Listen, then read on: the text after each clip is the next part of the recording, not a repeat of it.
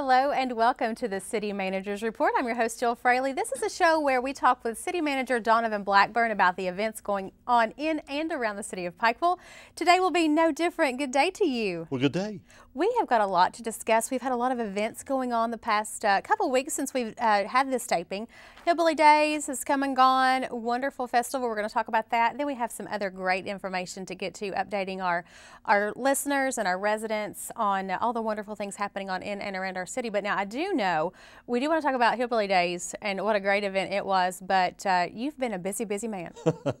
Jill, that's an understatement. It's been a very trying couple of weeks. As you know, there's been a lot in the press here lately that we're going to talk about here in just a minute. But on top of Hillbilly Days and trying to move City Hall all in the same literally week.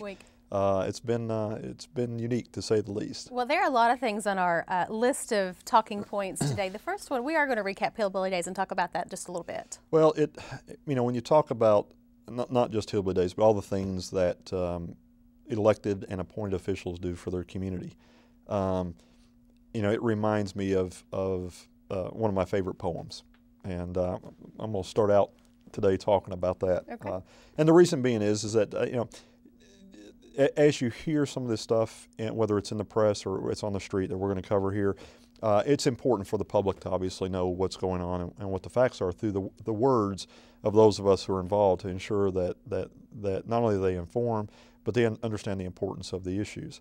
John F. Kennedy, who is quoted many, many times, and and I want clearly understood, I'm not comparing myself or anybody else to JFK, but one of my favorite stories is coming into politics is that, I won't say it's a little known fact, people that follow politics and understand different historical figures are probably aware of this, but JFK used to carry a poem in his wallet where he went frequently. And it was a reminder of what we, as whether we're appointed or elected officials, what we face on a day-by-day basis. And not good or bad, it's what we're either appointed or elected to do.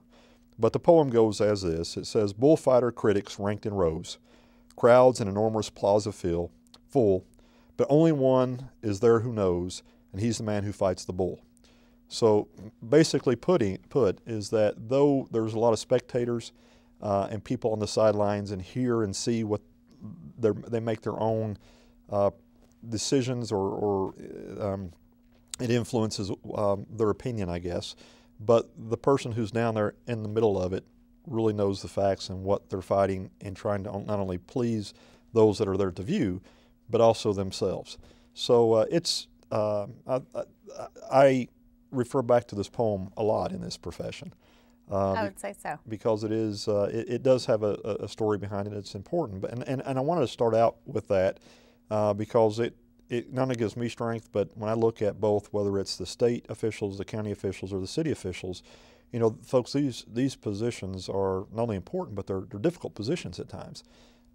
And what we do here, Jill, is, again, taking the rows that I just mentioned, those who are critics of the bullfighter or those that are there to view, our job is to explain what our actions as, whether it's the bullfighter or the bull, what they are, so that the public who puts their trust and faith in those that are appointed and elected understand either what the mindset is or what the issues are.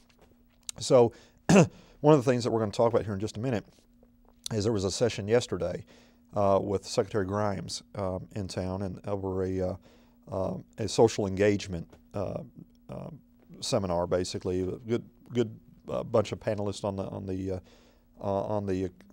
the panel. I'm stumbling here for a second because I'm trying to think about where we're going to next. But when you bring groups together and when you talk about the importance of social engagement and you understand the importance of TV and media and print, a lot of times it's nice for us to have this venue so that you can sit down and just ask me open-ended questions and that we can kind of pour out, whether it's from our heart or from the fact, as up to what the issues are. So I just wanted to kind of open in that way to explain a little bit to the viewers out there that though sometimes they may be perceptions one way, that when you understand what either the facts are, then you understand the mindset of the bullfighter in this case, then it's a little easier to understand. And hopefully today, Jill will do a good job of explaining some of those issues away, because it's important. It's important. Well, any show that airs here on Pike TV, I think is very important to know that that is the mission of this channel, is to make sure that residents of Pikeville, of Pike County, of any of our surrounding area who are able to get the channel do understand the facts of what's going on, and that's the whole purpose. So it's a good place to do that. Agreed. We are going to talk about a lot of different things. You did say there's been a lot of things in the press, and I know that we will mention and explain a few of those things. So I'm going to let you, first, Hillbilly Days. Yeah, we'll start out on a nice note. Hillbilly Days was when we taped last, it was actually in the middle of Hillbilly Days. It's now over, and we had as we kind of briefly discussed before, Thursday was an absolutely wonderful day, which is the day that we taped on. Friday was a nice day, and Saturday, even though we had a little rain, but Saturday, couldn't ask for a perfect day for the parade. Heavily attended. I would want to say is that I really do appreciate all those that come together to make this thing happen. And again, we briefly touched on it at the last taping, but you've got a lot of folks that really come together to make this thing logistically happen, Jill. Whether it is, again, the committee that takes care of the logistics, of course, has 2 members from the county, and Judge Rutherford serves on that from the county. It's important. Not only was he one of the original founders of Hillbilly Days, working with the Shriners and at that time, and creating the Hillbilly Clan, and then again the Chamber's role in this has been unbelievable, because the festival got so big it was just too big for the city or the county to kind of manage. So you got, and then of course you've got the Shriners, the Hillbilly Clan, that has 2 members and then the city has 2 members, and then there was a new member added from the Tourism Commission, the County Tourism Commission. So this basically 9-member committee comes together, and they do all the logistics to make sure that this festival is not only enjoyable, but also is safe, and attends to the mission, which was to promote, to generate dollars and funds for the Shriners Hospital, but also to promote the economy. So they've done, and they've done a remarkable job. But in the 9 years that I've been here, obviously, and I'm sure you can attest to this as well, this festival has grown at an unbelievable rate. And that's what I was going to say too. I think this year on Thursday, I've been here for many, many years, and Thursday seemed to be one of the largest Thursdays that we had in a very, very long time. The weather was perfect. I think everybody knew that we were going to get a little bit of rain on Friday, so they maybe, if they could come a day early, they did, and then stayed over through to Saturday, which was another huge day. But it was great to see all of the different people, like the newer people that had never been there before. I ran into several people that this was their first event, and they said, I love the fact that the money that I'm spending here not only helps crippled children, but also gives back to the economy here, because a lot of them had been residents of Pikeville and Pike County years ago and had come back home. Well, and it's always nice when you see people, to your point, that come back and are able to enjoy the city and the region and spend the money that they do, but also they are able to do it for a worthwhile cause. I mean, it really does your heart good. And as we've said before, I'm a Shriner, I'm a Mason, member of the Hillbilly Clan, as Judge Rutherford is, and several other members of the committee.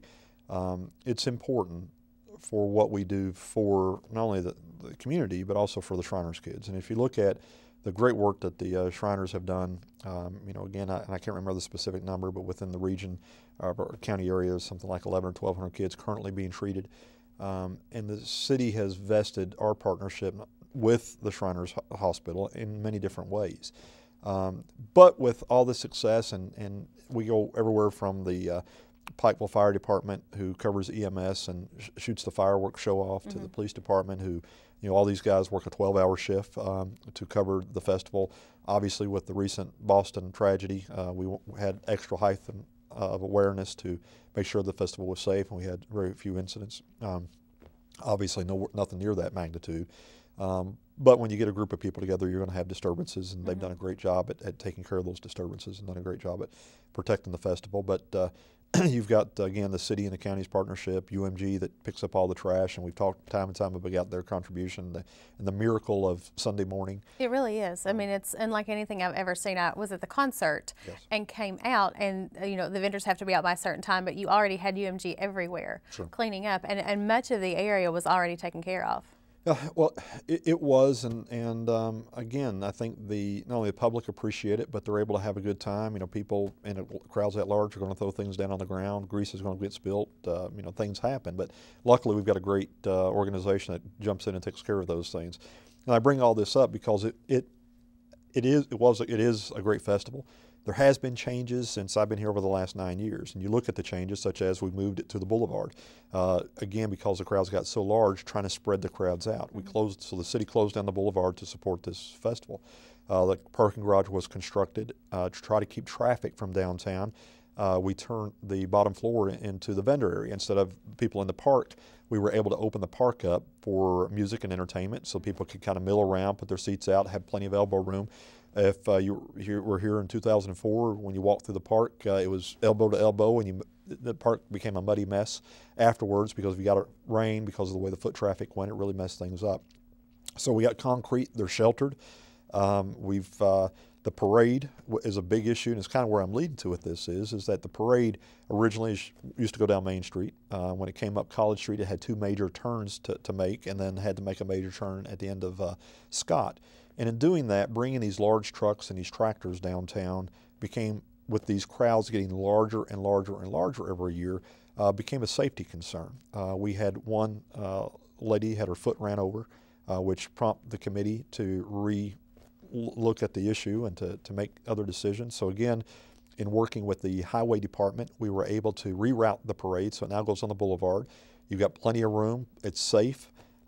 It's an inconvenience, but again, the commission and the city understands what they're promoting. When I say an inconvenience, that folks understand that parade usually takes about 2 hours, and we have to stop traffic. So all the residents that live down in Scott, up on the hill, the citizens, do they complain? The answer is no. Those that may have to sometimes sit there for an hour and a half in traffic to wait for the parade to go by, because of a sense of safety, we give plenty of warning by putting signs up, but it happened. It happened this trip. So, you know, we appreciate those that understand, and they understand what this is for.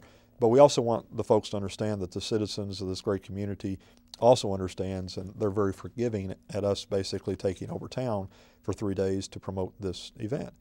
One of the with all those wonderful things that's happened, and with the city's position and the county's position, I know the judge is very passionate about it, as I am. But again, we want people to come in to be respectful. It's turned into a very family-oriented event, the second largest festival in the state.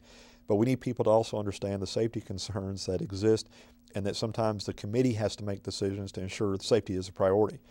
The thing that's been said time and time and time again, Jill, is that the worst thing that could ever happen is that this festival is for a Shriner's child, is then something happened where we actually injure a child. And the parade was rerouted because of that. Another change that the committee felt has fallen under a little criticism for, that I wanted to take just a moment to explain, is the golf carts and the mules. And when I say mules, I'm talking about the ones you drive. And over the years, and when the festival first started, you know, there was a lot of golf carts in and around the community, and that's how people got around. Well, the crowds have gotten so great now that we have had numerous people injured because when you're in a crowd that big, you can't control. If you hit the gas a little bit too much, you're on somebody's heel without knowing it, or the same thing with the golf cart. So the committee, excuse me, made a change. And again, I go back to the committee, understand who the voice of the committee is. Excuse me, I'm sorry. The committee is made up of 2 members from the fiscal court, 2 members of the city of Pikeville, 2 members from the Hillbilly Clan and Shriners, 2 members of the chamber, and a member from Pike Tourism. So these are representatives, are the voice of all these different organizations that come together to make the rules basically for the festival. Well, and I'll read this is a decision that the committee made. Was the motion that was made by this committee was the co-chair, which was Jesse Bowling, stated if there has been concerns about the safety of golf carts, with the festival drawing such large crowds and with most in attendance being families and children, the concern is the pedestrian congestion on Main Street may cause hazards concerning the golf carts. Judge Rutherford said the safety has always been our first concern. Bowling suggested that because of the narrow passes on Main Street, that we should close off to golf carts and other than official use. Judge Rutherford made the motion to restrict Main Street. Arnett seconded the motion. There being no objection, a discussion, the motion passed unanimously. So again, my point being is that all these groups that represent all these groups understands the need for safety and the needs to ensure that our pedestrian traffic is also safe. Because if you look at Main Street, when we first started this festival, Jill, when I was in high school, when you look down Main Street, all you would see is tents and cars. Now it's these big booths that sell all these, and they open up these flaps, and you've got merchandise sitting in the middle of the street, and the streets are narrow. And for safety of not just the festival, but in order to get downtown in case there was a structure fire, we have to have so much width, and we have to have the ability of being able to get crews in and out. So the decision I commend and support on behalf of the Hillbilly Days Committee, and again, with all the members, including members of the Shriners, that made the decision to limit that, was very important for the safety and concern. Now, I realize that for years, these carts have been allowed to pretty much go where they want to, but because of the change in the festival, and because of not only the change, but understanding that the Shriners, the city, the county are all, and the chamber are all subject to a lawsuit if something were to happen, a child was to get run over, or any pedestrian that matter, understanding that these decisions were made in the past because of smaller crowds, now that things have changed, that the committee has to change with it. And I bring this up because there has been some scrutiny publicly at some of these changes, and just the city of Pikeville has come under some of the scrutiny of making this call. And what I wanted to explain to the people is that this is not the city of Pikeville's decision. This was a decision made by the 9 members of this committee, representatives from the city, the county, the Shrine Club, and the chamber and tourism, that understands the need to protect our citizens, but still have a good time and to take care of what the festival is all about, which is the kids. The commission, from the city's perspective, is not only have they supported events like Hillbilly Christmas in July and Kids Day in the Park, which are again geared towards Shriners, and to my wife, as you know, and I, we have hosted the Kids Day in the Park for the last several years ourselves. It's our pet project that we support. The commission also gave a very valuable piece of property up at Bob Amos Park to the Randy Jones Memorial Playground. The new horse trail is also handicap accessible.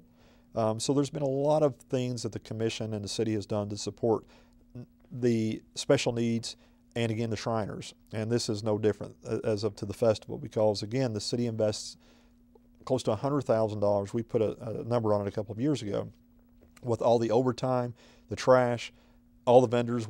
It's all water that we give to them, and I could go on and on all the different contributions towards this festival, because it is an has economic importance, but it also benefits the Shriners, of which we all truly support and want to, again, the public to understand the safety issue and why this committee is put into place to ensure that it is a fun event, it's a supportive event, but it's also a safe event. Well, I think it's important too to point out that when you do, and this year when you did see vehicles in various locations, Main Street, for example, those people have permission and they have to have a tag and a license to do that. Well, and that's what happened is we restricted it, when I say we, the committee restricted it to certain areas where you can have one, because again, those that are special, that are handicapped, they need to be able to get in and out of town, and we recognize that need and want to support it. But you're right, there has a special placard, they have to be insured, they have to be over 18. There's several things in place, again, to ensure safety. But a perfect example of what happened this year, Jill, that again, the general population may not be aware of, but you know, the Pepsi stage, which had the group here doing the recording, it received so much attention that crowd was so great that one of the vehicles rolled over a young lady's foot, and then a metal object protruding from one of the carts actually scraped the gentleman's back. So we had 2 injuries within literally a 30-minute time frame. So we had to close that street off until that event was at least over, which was about a 2-hour time frame. And for the most part, everybody understands, and they take a breath and they realize, but it's not about limiting one's fun. It's about, again, making sure that we don't scrape backs and break legs, or, God forbid, ever hurt a child in the process. Right. So these, we asked the community, we're glad, and we know you're proud of all the great things that both the county and city does to promote the Shriners Hospital, the kids, but we also ask for tolerance when it comes to ensuring that safety is our prime a number one priority to the general public. And will continue to be. And absolutely will. Well, it was a wonderful festival. I know we had a lot of, as you mentioned, there was a group in town filming some different and various projects that hopefully we will see coming up a little bit later on in the year. It was a great event. Everybody had a great time. So we already are looking forward to next year, and I'm certainly certain that the committee is already on top of things. We talked about a lot of things in the media and things that have been going on in recent days, last couple of weeks in particular, concerning the Pikeville Commons and that project that we've talked about for a couple of years now. It's the Pikeville Commons will be located in the property next to Walmart and Texas Roadhouse. So a lot of larger stores, brand names coming to the area, surrounding that area, some housing opportunities within that project as well. But it has been heavily talked about in the last few weeks. It has been, and again, this is a great venue to kind of explain to the folks, because though the paper does a great job at reporting, they're limited to so many words that they can put into a story. So having the full story and explanation out there is good, and it's also good to understand the tone on behalf of both the city and I'm sure the county as well, of the importance of not only this project, but also the history that's got us to this point and why some of this stuff has been in the media. So we're going to try to take a few minutes to kind of explain that. I know there are certain things that you want to discuss, and I think there's a matter of around, what is it, $400,000 Yes. that I saw in the paper, Yes. obviously, as many people did. So explain a little bit about what that is about. Well, Jill, and I appreciate it, and if the folks out there will bear with me, because this is a longer story than I know we have time for, and I'll try to narrow it down. But there was two recent stories that I have here in front of me, and of course the one evolves around the Pikeville Commons to create 600 jobs, and I've got a couple of things highlighted.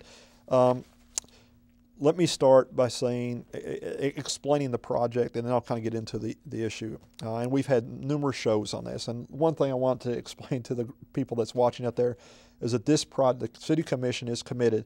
This project will move forward regardless of what the outcome is. These job creation of 400 to 600 new jobs is important, but it goes beyond the 400 to 600 new jobs.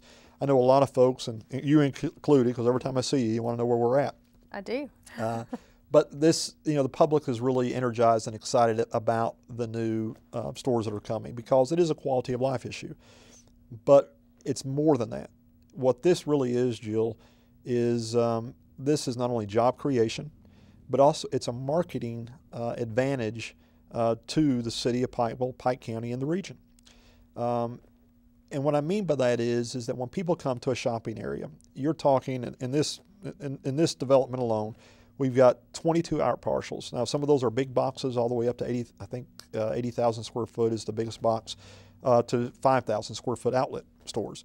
So again, you got 22 brands that are coming in. Those are names, and those are some big names that is being talked about out there. So, we'll say brand X. So you get brand X and 21 other brands out there. And what those brands are doing is they're on the radio, they're on the TV stations, they're in the paper, they're advertising our region.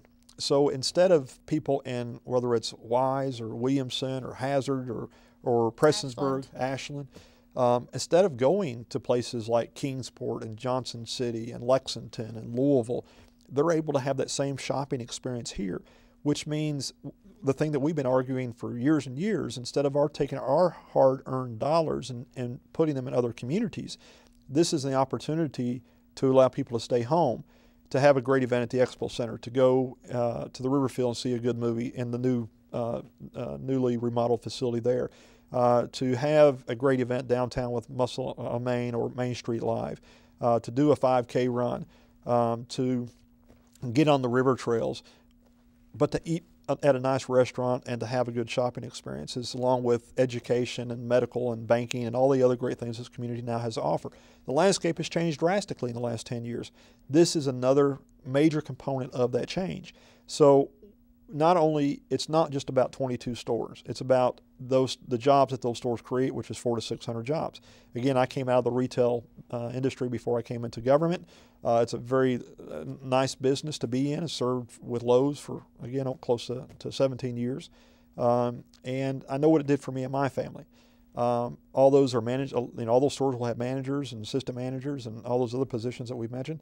But what it happens is that if we pull somebody out of Wise, instead of them going, not just our own community, but if we pull somebody out of Wise, for example, instead of going to Keenesport, they're investing those dollars at that one store as what we call in the retail business as a destination location, what they call top of the mind awareness. So if you think of a water heater, you think of Lowe's, you get in your car and you go to Lowe's. Well, what happens is at Wise, even though they have a Lowe's, you also think of, well, I also want to eat at Texas Roadhouse. And you also think of, well, I want to go get a dress at store ABC. So instead of making that trip to Johnson City, you reverse that trend, you come back this way. So when somebody comes here, they're not just stopping at Lowe's. They're going to get gas, they're going to go and shop at Walmart, they're going to eat in a restaurant. So those are all those dollars that are invested in our community, creating other service demands.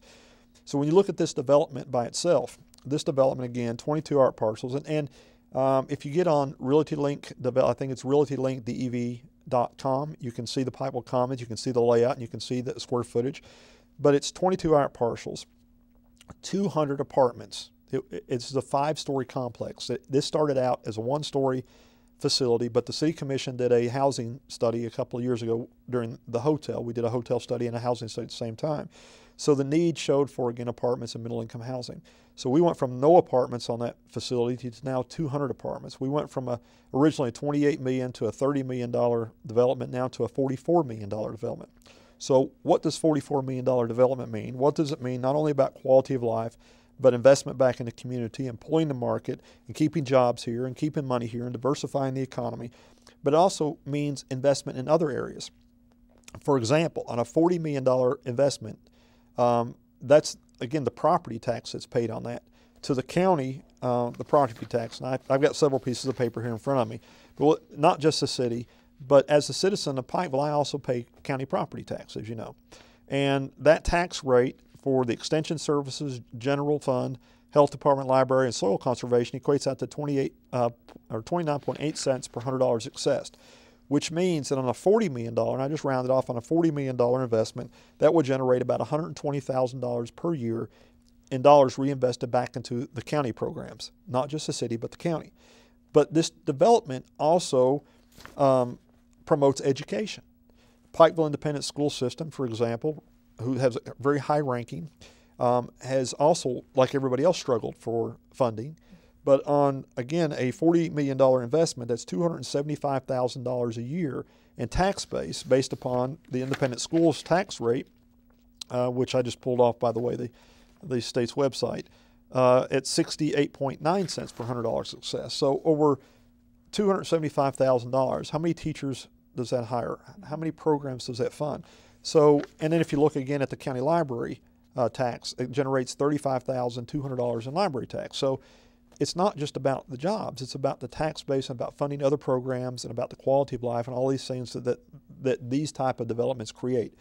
I've been here for 9 years. It took me literally about 7 years to get somebody interested in the Pikeville market. With all the other growth, with the health industry and the educational industry and all the wonderful things that's how this community has been transformed in the last 10 years, is why we have a major independent developer, one of the largest developers on the East Coast, interested in our community. So I wanted to explain to the folks what this is about. It's not just about the store. It's about what that one store represents and what that one development represents, which leads us into what's been in the press.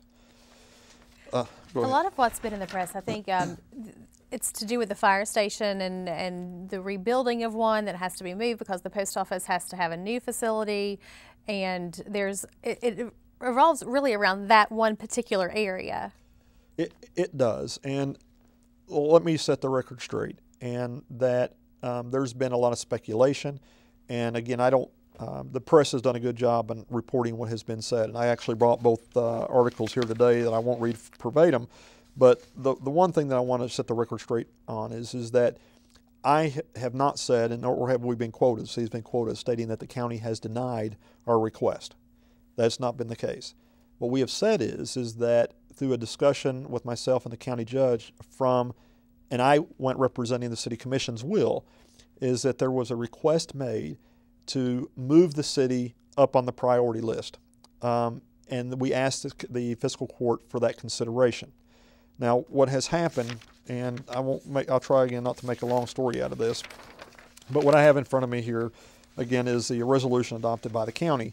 And last year, Jill, or the last budget year, the legislators legislated $3,130,000 in projects to the city of Pikeville.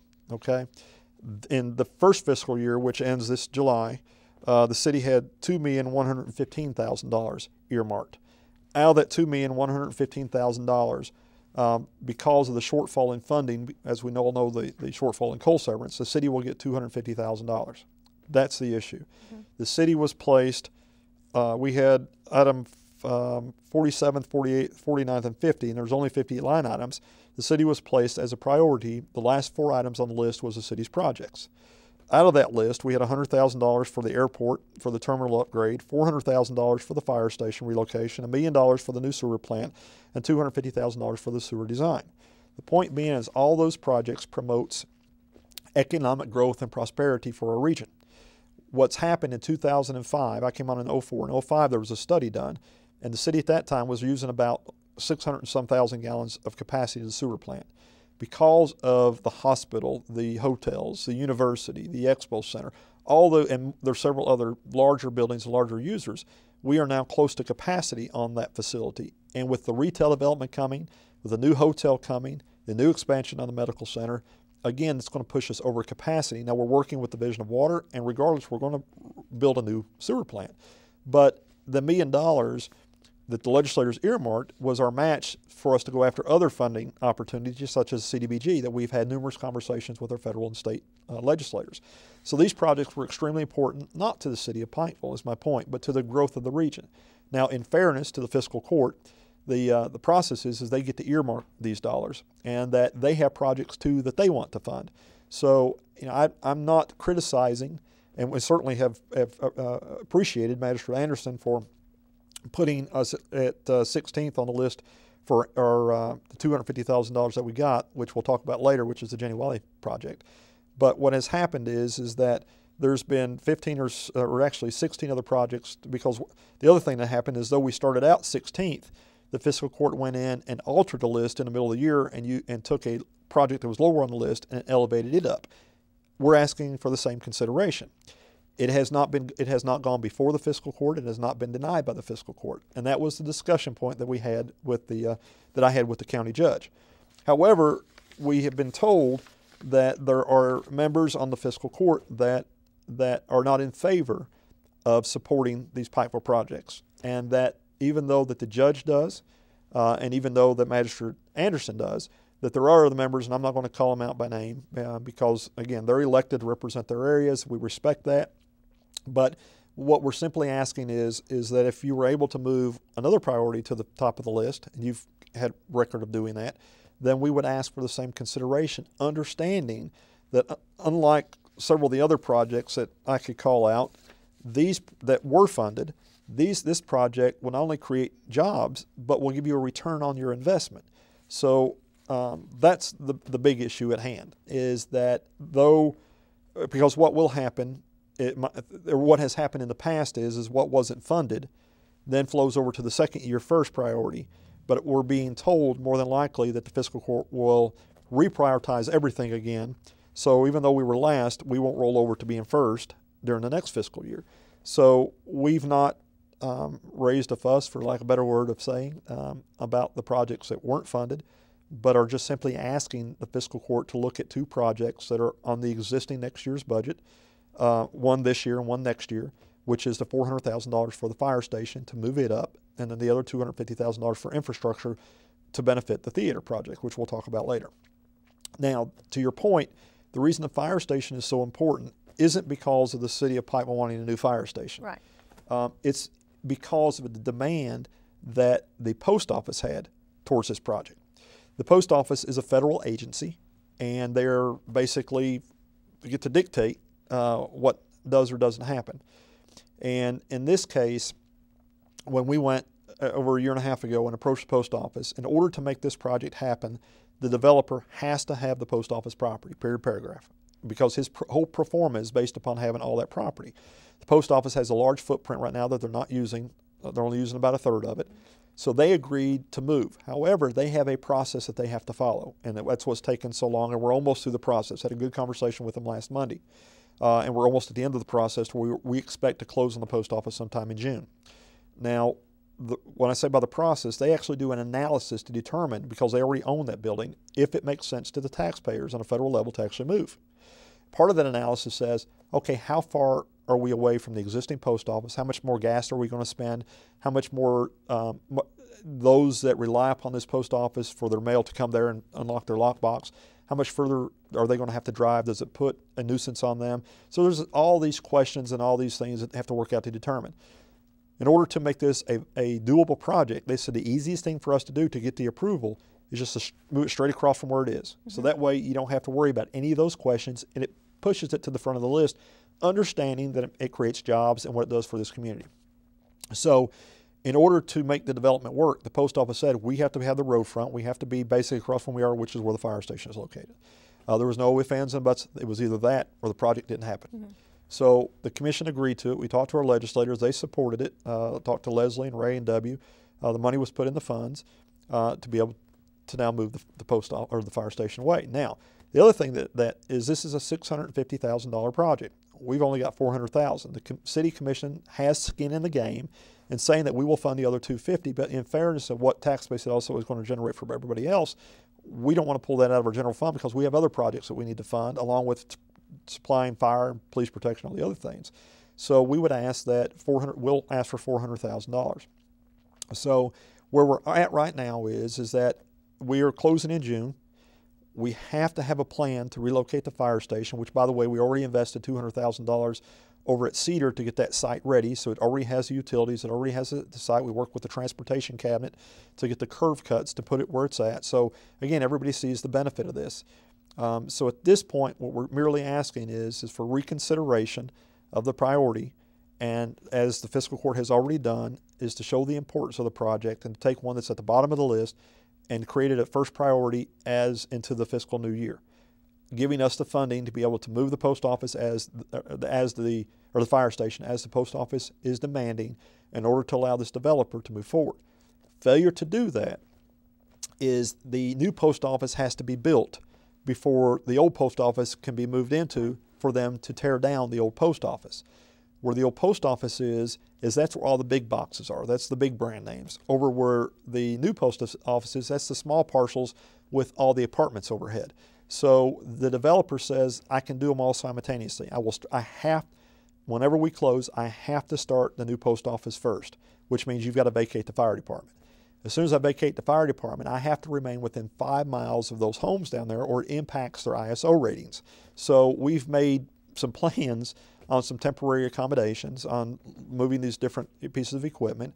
But what the commission done at the last meeting is they went ahead and authorized a $17,000 expenditure that was supposed to be part of this project, asking Summit Engineering to go ahead and get the bid specs. In other words, all the design and everything ready so that as soon as we get confirmation whether for or against, we'll be able to pull the trigger and say, okay, let's go out to bid, so that hopefully within 3-4 months after that we vacate the property, our new fire station will be built.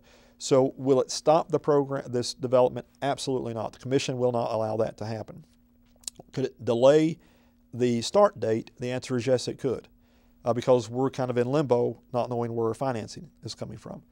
But again, our hope is, and through that conversation with the judge, I explained the economic advantages, as I've said, and basically my end comment is that the commission has asked me to form a resolution to where they will adopt at the next commission meeting, explaining the urgency, explaining the job creation, and asking the fiscal court for consideration, understanding again that we had $3.1 million in this budget and that or allocated, and simply all we're asking for is for another $650,000 that are economic projects that brings people into the community and that creates jobs and does all the other things that I have stated.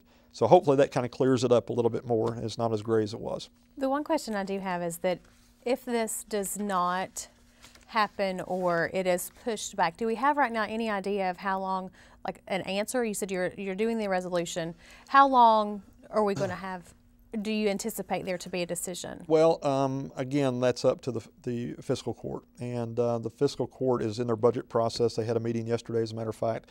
What they will do is they will sit down and adopt a new resolution, either carrying the projects over, reprioritizing is what I suspect. Last year they adopted it on August the 7th. It was the resolutions when they did the priorities. So my speculation is they would do it somewhere around July or August. Now, we're asking them to take action quicker than that because, again, we're looking at closing out on this project by at least the first week of July would probably be the latest. The contractor developer, he's wanting to get started by the first or second week of July. Is he, there's been some comments out in the market, is he really committed to the project? Is he going to slow it down? Trust me, he's already got many contracts already signed, many stores already committed. The only hangup has not been on our end, it's not been on his end, it's been on the post office's end because we've got to have that project property, and the post office has to go through their due diligence process. One of the other things that he's recently done is he's part of what we're selling is there's also the house right beside the fire station. That goes with part of the development also. He's actually made an offer on one of the other existing houses out there. So he has a contract that he's executing with that property. So trust me, he wouldn't be vesting himself in all these contracts if this thing was going to stall. The only thing that could stall it or stop it would be the post office. And again, they're gung-ho, and we're working with them, and Congressman Rogers' office is working with them, and they now have about a year vested through their due diligence process. They've had a lot of things they've had to file, a lot of paperwork they've had to do, a lot of committee meetings they have to go through. They've had to put together this report that I'm talking about. The post office has told me they've got about, I think it's somewhere between $40,000 and $50,000 that they had vested in doing all their due diligence to get it to this point. The final approval is supposed to be either the third or fourth week of May, which will set the closing date, and that's when their final committee, even though they've had many other committee meetings. So they're hoping to walk it through and get it done before that, but that will be the final date that everything will be finalized, and then it's just a matter of us showing up at the closing. Yeah, he's very committed. Neil Wilson has been on the show with us. He came and did a whole series of shows with us talking about the importance and his excitement. So he's definitely committed. Yes. He certainly is. Let's quickly update the Jenny Wiley project, if you would.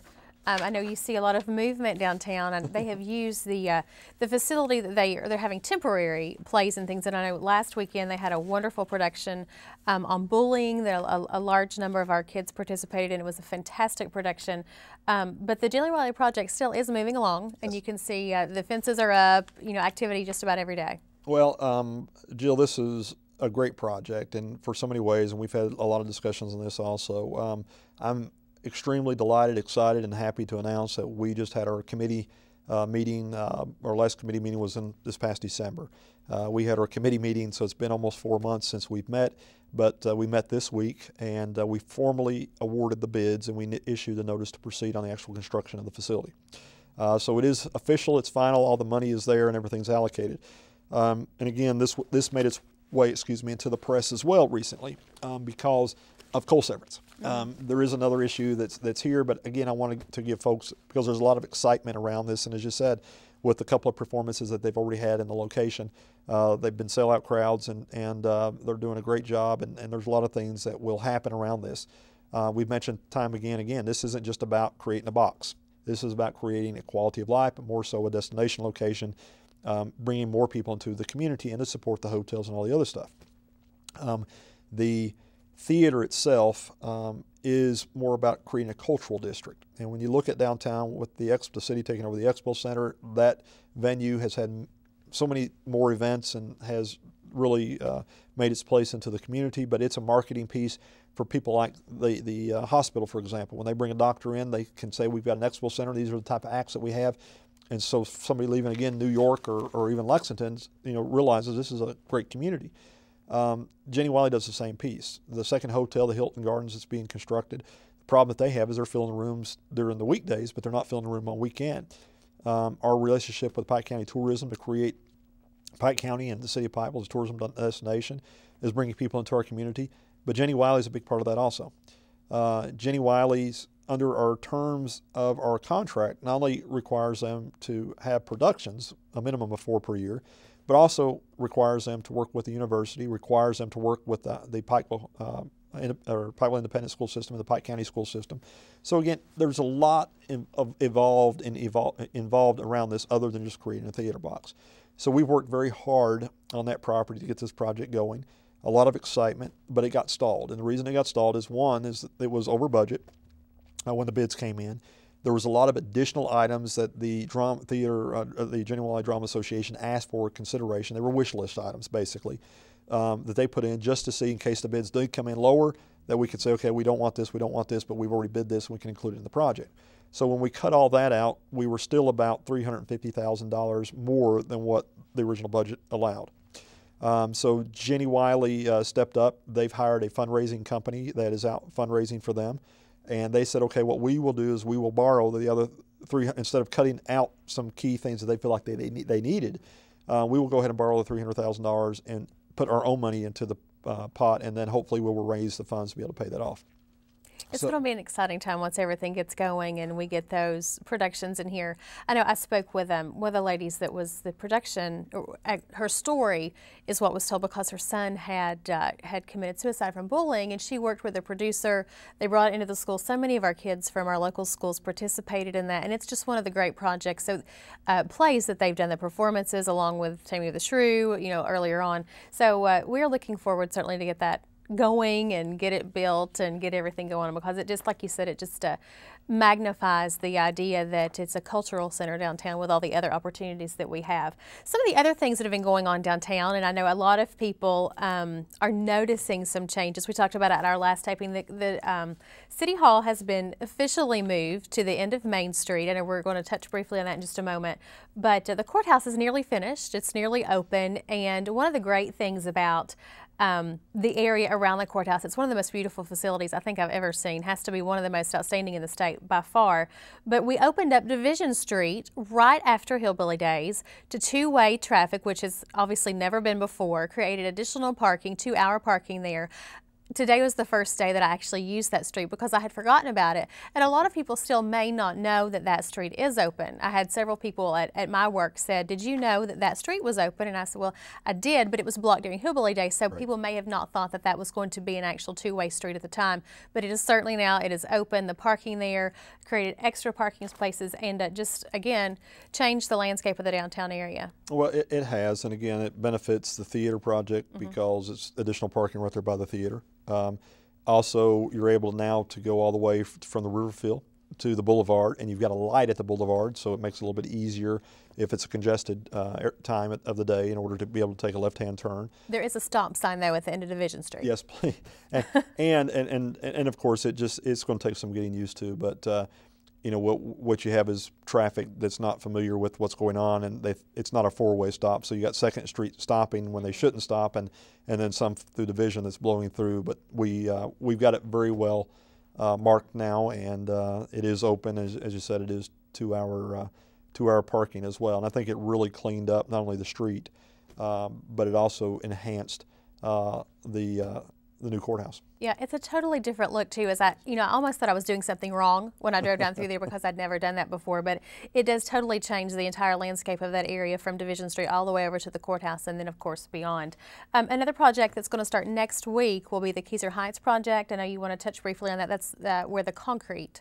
Yeah, it is. It's where we've got some areas up there that needs to be replaced. We've been talking about it for the past couple of months. Just wanted to let folks know out there that lives in that area to expect some construction. We're going to replace certain segments at a time as funding becomes available. Concrete's a whole lot more expensive to replace than blacktop is, but it'll be a nice project. And let me hit also, you mentioned back to Division Street. I will mention also, I want to thank the Main Street Board, because one of the things that the Main Street Board is doing is that they are creating a facade program to help work with the businesses there on Division Street. So you're going to see some changes sometime this year through the Main Street program and all those volunteers and board members on changing the business facades too. And just to give it a more wholesome look, because that area is so wide open. So we appreciate our businesses down there. Tolerance of us tearing up the street, but they see the vision and they see how that their business will be impacted and enhanced as well. So I know that they raised, I think it was close to $5,000 during Hillbilly Days with their booth on Main Right. Street. So It's a fun booth. a really fun booth. So One of the most talked about. I give them great praise. Without They're a doing doubt. great job. I did mention, and you said earlier in the show that City Hall and Hillbilly Days all kind of happened in the same week. I know I spoke to you last Friday, and you were continuing the efforts to move City Hall. That has been done now. City Hall is open for business in its new location, which is the former Lightyear building at the very end of Main Street. Yes, we've as much media as we can put out there. We're trying to let folks know because we still have people going to the old Academy building. The Academy building has now been turned over to the university. They're starting their work to get it prepared for their fall lineup for classes. But yes, we are located in the old Lightyear building. The address is 243 Main Street. If you come to the end of Main Street, there's parking out front for the patrons because You we either still go through the front door or you have to turn, one or the other. yeah, and please don't go through the drive. We don't want to create a drive. You don't want to do that. But no, it's a great location. Additional parking is certainly something that was a plus moving. And we're actually today, we had the gravel lot that's out behind. We're actually blacktopping that. They're down there this morning blacktopping that, so there'll even be some additional overflow parking. But for customer convenience, all the parking out front is designated for people coming in to pay their bill or to do services. And then the one question that has been somewhat confusing, we're getting some signage hopefully up today, is that the lock box, which a lot of people rely upon at night, people that are working that have to come in to pay their bill, we have basically looks like a mailbox that's got a lock and security, and there's a camera on it, but is beside it's where the filling station is. So if you want to come in, the lock box is up. We're going to relocate it eventually into the front of the building, but it is up for people to stop in. So it's closer to the end. Yeah, it's towards the end. So if you'll turn onto Scott Avenue and pull in where the old station is, you'll see it right up against the building on the right-hand side. All of our offices are downstairs. It's still, people are getting used to the building. When I say downstairs, it's for services, so people that are paying their water bill or tax bill or need to talk to finance or code enforcement isn't moved in yet, but he will be hopefully within the next 2 weeks, is downstairs because folks are coming through the lobby, and it's reconfigured. If you've been in the Lightyear building, it's different than what it was before. We've knocked some walls out, moved some things around. So if you just come through the front door, you go past the elevator onto the first floor, you can do all your business on the first floor. The upstairs is the commission room, so there we invite the public as always for open commission meetings. So commission room and our conference rooms are upstairs, which has turned out absolutely, it's gorgeous. The building is phenomenal. It really looks good.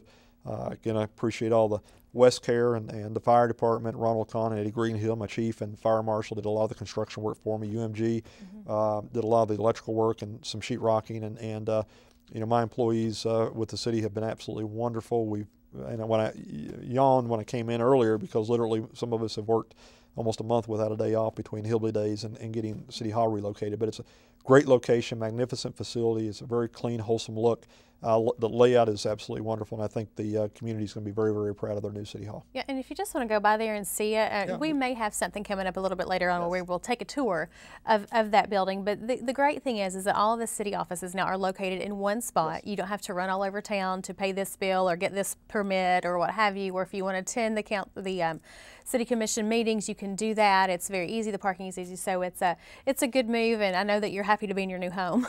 Extremely. And then what the new Academy building, or old Academy building, old City Hall, means to the community through the university is going to be absolutely a great investment in the community. And there's some other reasons behind why this is being worked that the university is working on that I'm sure down the road they'll be announcing. But the new College of Business that the university will open this year is going to be a great attribute to the community. And then also they're going to be offering, as we mentioned before, some programs to people either in low income brackets that need some additional skills training or again to the unemployed coal miner, teaching them computer skills and doing something. All that will be community outreach programs at no cost.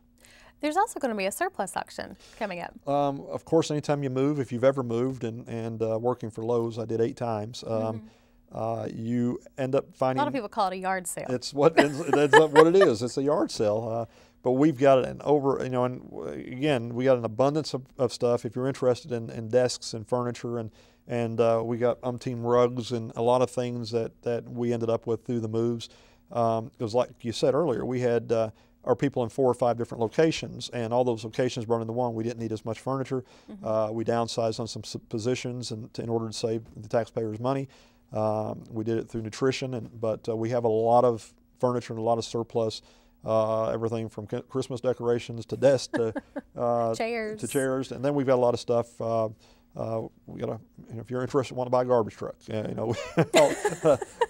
we know all the equipment. Not something that's ever been on my list, but no, you never know when you're going to need one. It could be fun. So who can people call to get information on that? Because I know maybe some businesses that are starting up might need some of those things. And everything that the city had, though, is in great shape because, like you said, all of those different locations that there were before had to have new furniture, and now basically it's all pretty much new. Well, and that's what's happened is it went through our partnership with Lightyear and buying this building that we actually acquired a lot of their furniture as part of the building. So we're not taking our old worn desks, we're taking the new furniture and equipment that we already had there. So if anybody has any inquiries, you call City Hall 437-5100, and you can ask for Tommy McClanahan. Tommy's my project manager. He is working with Abode Realty, Bill Blackburn. It will be our auctioneer as he always is. And watch the newspaper because I'm hoping by the end of this week, next week, we'll have the advertisement as up to what day that it will be. And we're looking hopefully here within the next 2 weeks or so to 3 weeks that we'll actually have the auction. We're waiting for the weather to cooperate with us and make sure we have a couple of good warm days to get people out. Okay. Speaking of warm weather, one of the things that a project that we've talked about a lot, and I know we have so many enthusiasts around our area, is the horse trail that's going to be built and is being worked on. I mentioned it to you when we came in at Bob Amos. Give us an update quickly on that, please. Well, there were some holdups in getting some additional environmental permits approved, and we've been able to do that. One of the other holdup on the project, candidly speaking, was we had a coal severance line item for our match. This project is I think it's 340 or 360,000. I can't remember the specific number, but there was a $100,000 match on behalf of the city to meet our obligation on the way that we received the funding. So since we did not have the coal severance line item, we had to find other revenue sources. So we moved some things around. We're able to go after some different funds in order to get the project up and running. So it is under construction. It's going to be, again, there's going to be real nice barn up there, for lack of a better way of putting it. Really nice high-end barn with a little riding rink and a handicap accessible ramp to get on and off the horses. And then the trail itself is going through the beautiful mountains of Bob Amos Park all the way onto the Island Creek side. So it's going to be a great wraparound trail. It's going to add a lot of, again, quality of life to our community. One more opportunity for people in and around our area. The last thing I want to mention quickly, because the weather hopefully it's been great this week. It will hopefully will continue to be. I know that Sean Cochran is just chopping at the bit to get the river trails open. It was supposed to happen last weekend, didn't get to do that because of the weather, but it will be open this weekend, and people can book their excursions through the Eventbrite website. Yes. Or you can call Sean Cochran. Of course, you can call City Hall and get in touch with Sean and Jesse and anybody else that's involved with it. I know that we have so many people now that are fishing enthusiasts that are using our river to go fishing. I know Ronnie here at Pike TV, we talk a lot about it. It's one of my favorite things to do.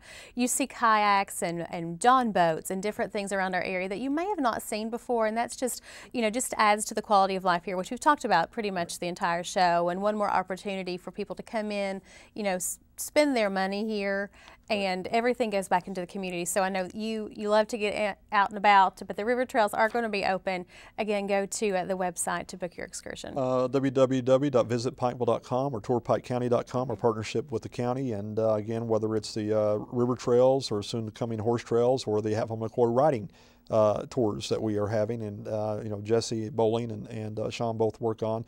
So there's plenty of activity to do, and I go back to my original statement a few minutes ago is that the region has changed drastically, and now there is plenty of opportunity to get people out to enjoy time with their family, to see new attractions and things that you may not have seen, but also to enjoy what the good Lord's given us, which is this pristine, beautiful mountains and a lot of good old country folk with really great attitudes. So folks, visit our website, get out, and have a good time. We'll end it right there. Sounds like a plan. Donovan, great explanations today. We will meet again to talk about many more things, and I can't wait to see what we talk about next time. Me too, Jill. Thank you. All right.